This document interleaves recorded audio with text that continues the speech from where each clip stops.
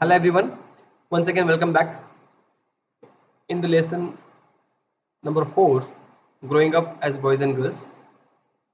In part 1 I have explained you about the gender, boys and girls, what thing they should do and what thing they should not do. Okay? And I have ended that part 1 with a case study, means which I have introduced you, which one today we are going to learn in this video. So let us understand the case study of Samoa. Growing up in Samoa in 1920s. Here we have to understand the boys and the girls. Okay, what they used to do or what their work was. Okay, so let us understand the case study. Samoa Islands are a part of a large group of small islands in the southern part of the Pacific Ocean. So their location is, I have given you here in the map. You can see the map.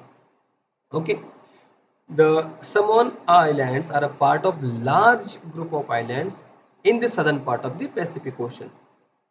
In 1920s, there was one research conducted by people, and according to the research reports on Samoan society, what they have actually find, children did not go to school. First of all, all the children, they did not go to school. They learned many things, such as how to take care of the children or do household work. It means they were very expert to look after their younger ones, or we can say their siblings. So there must be a question in your mind what their parents were doing. So their parents must be basing in the uh, earning livelihood, so that these children have to remain back and instead of going school, and they have to look after their siblings. So they learned many things, such as how to take care of children or the household work from older children and from adults. They have learned all these things from the older one in the family and the adults. Fishing was an important activity on the island. So this was very important activity, means the people or the parents of their children could catch the fish, they could sell in the market, and they could earn the livelihood. It can be understood. Okay, young people therefore learn to undertake long fishing expeditions. Means from morning till evening they were busy to catch the fish. So, but they learned these things at different points of their childhood. Means as the children growing, so they have to learn many things at the different points of their childhood. As soon as babies could walk, their mothers or adults no longer look after them. Note this point.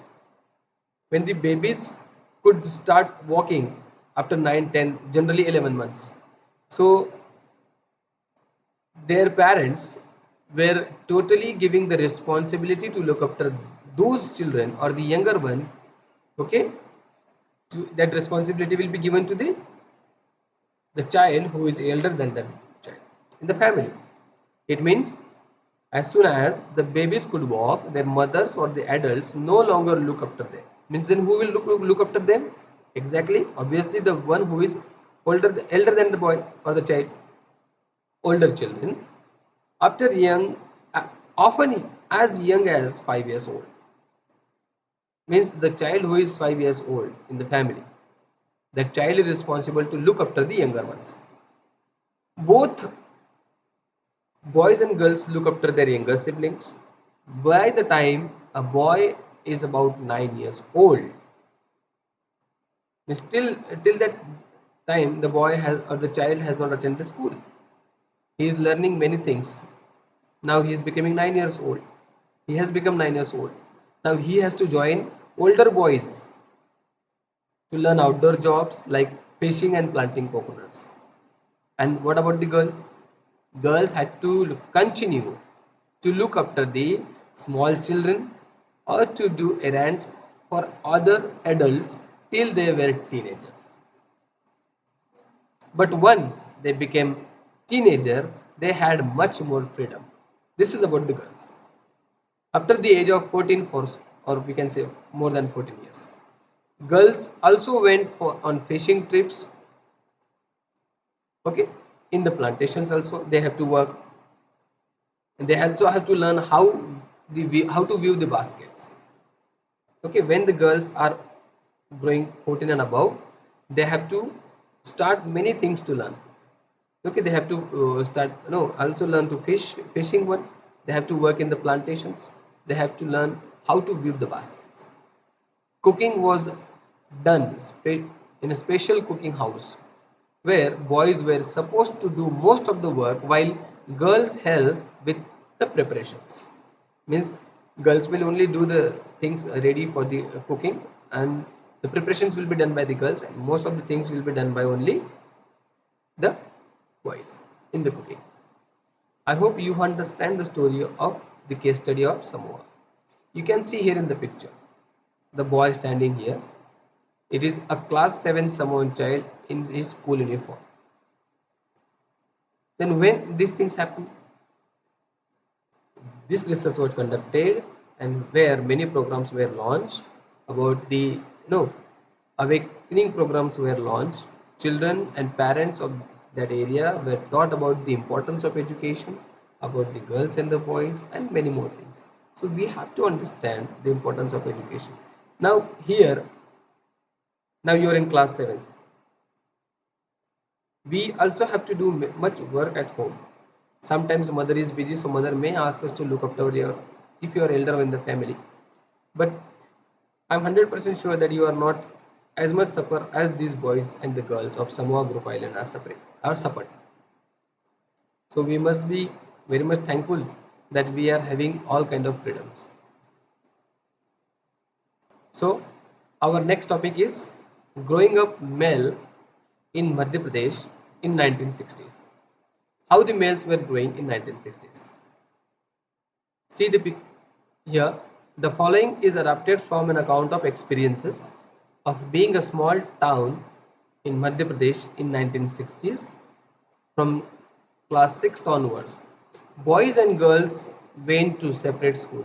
Now we are learning a new topic. Kindly understand properly. The topic is growing up male in Madhya Pradesh in 1960s. The following is adapted from an account of experiences of being a small town in Madhya Pradesh in the 1960s. From class 6 onwards, boys and girls went to separate school. There was a separate school for boys and girls. Means no co-education was there what we are having today. Yeah, we are very lucky to have the co-education. So let us understand once. So the girls' school was designed very differently. Now you will say what kind of design it was. So let us understand. They had a central courtyard where they played in a total seclusion and safety from outside world. Means there was a special courtyard where they could play, they could enjoy their day very safely from outside world. Now the boys, let us talk about the boys school. Boys school had no such courtyard, and our playground was just a big space attached to the school. Every every evening, once school was over, the boys watched as hundreds of schoolgirls crowded narrow streets. Every evening, once school was over, the boys watched as hundreds of schoolgirls crowded narrow streets. As these girls, you know, walked on the streets, they looked so purposeful. As these girls walk on the streets, they look so purposeful. This was unlike the boys who used the streets as a place to stand around idling, to play, to try out tricks with their bicycles. For the girls, the street was simply a place to get straight home. Means there was no other way to go home, only that street. And we could see the boys. They could play tricks, It was very unlike for the boys, those who use the streets as a place to stand around as idle one. The girls always went in groups, perhaps because they also carried fear of being teased or attacked. Exactly, they could naturally this feeling will come. Now, after reading the above two examples, whatever I have explained you here, two examples, boys and girls school and all, we realize that there are many different ways of growing up. There are many different ways of growing up. Often we think that there is only one way in which children grow up. This is because we are most familiar with our own experiences. If we talk to elders in our family, we will see that their childhoods were probably very different from ours. Yeah, I can say this. So, We now realize that societies make clear distinctions between boys and girls. Exactly, it is not today, okay, or yesterday happened. It is from very past time. This begins from a very young age. We are, for example, given different times to play with. Yeah, this can be a very great example to understand about the differences or this kind of distinctions. Boys are usually given cars to play with. Sometimes the in the fair you can see, while girls then they given dolls and boys cars. Why all these things happen? Why girls then given dolls and boys given cars? Toys become a way of telling children that they will have different futures when they will become a men and women. So, what we need to understand here, if we think about it, this difference is created in the smallest and most everyday things: how girls must dress, what games should boys play, how girls need to talk softly, or boys need to be tough. All these are the ways of telling children that they have specific roles to play when they grow up to be men and women. Later in this life, that this affects the subjects we can study or the career that we can choose. All right, in most of the societies including our own, the roles men and women play or work they do are not valued equally.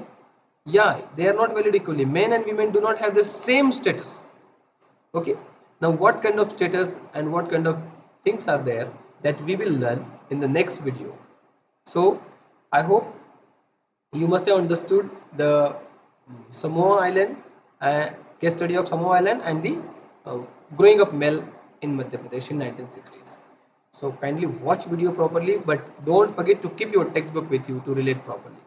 I shall see you in the next video where we will talk about the value of work, dignity of work. Okay, men and women. So till that time, I must say you bye bye. Take care, and everybody keep on reading, keep studying. Thank you so much.